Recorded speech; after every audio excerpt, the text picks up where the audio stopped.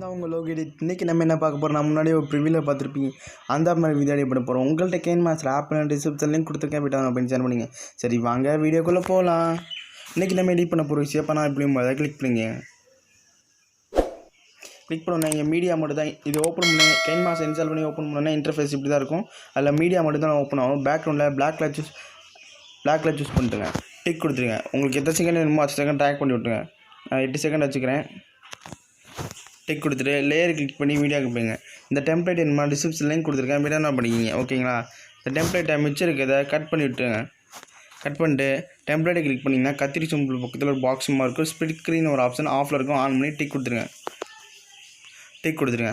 மறுபடியும் layer click பண்ணி மீடியாவுக்கு போய் இதோட ஒரு பிக்சர் ஆட் பண்ணிக்கலாம். ஓகேங்களா,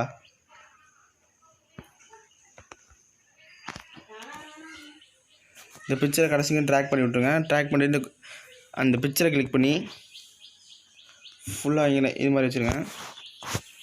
டிக் கொடுத்துட்டு டெம்ப்ளேட்டை கிளிக் பண்ணி குரோமுக்கு இன்னொரு ஆப்ஷன் இருக்கும், எனேபிள் பண்ணி டிக் கொடுத்து மறுபடியும் இந்த டெம்ப்ளேட்டை கிளிக் பண்ணி 3 டாட்டுக்கும் பிரிங் டு ஃப்ரண்ட் கொடுத்தீங்கன்னா இது மாதிரி கரெக்டாக வந்துடும். இப்போ ப்ளே பண்ணி பார்ப்போம்.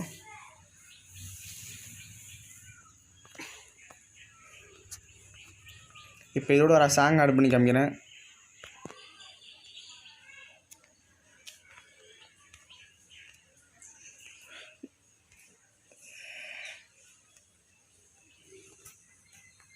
கட் பண்ணிக்கிறேன். முன்னாடி கொஞ்சம் சாங் இருக்காது, அதனால் முன்னாடி கட் பண்ணிக்கிறேன்.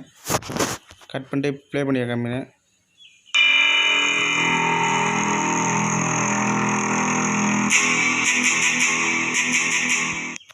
இந்த சாங்கு முன்னாடி கொஞ்சம் கட் பண்ணிக்கலாம், ஏன்னா நல்லா இல்லை பார்க்கவே, அதனால் கொஞ்சம் முன்னாடி எடுத்து வச்சுட்டு இப்போ ப்ளே பண்ணி காமிக்கிறேன்.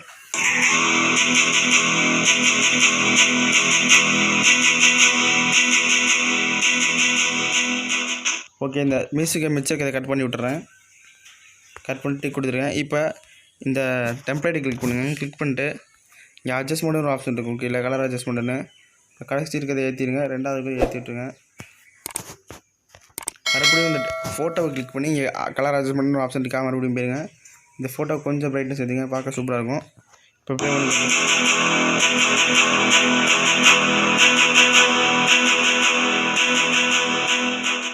ஓகே, இது எப்படி எக்ஸ்போர்ட் பண்ண போகிறேன். இங்கே ஷேர்னு ஒரு ஆப்ஷன் இருக்குது.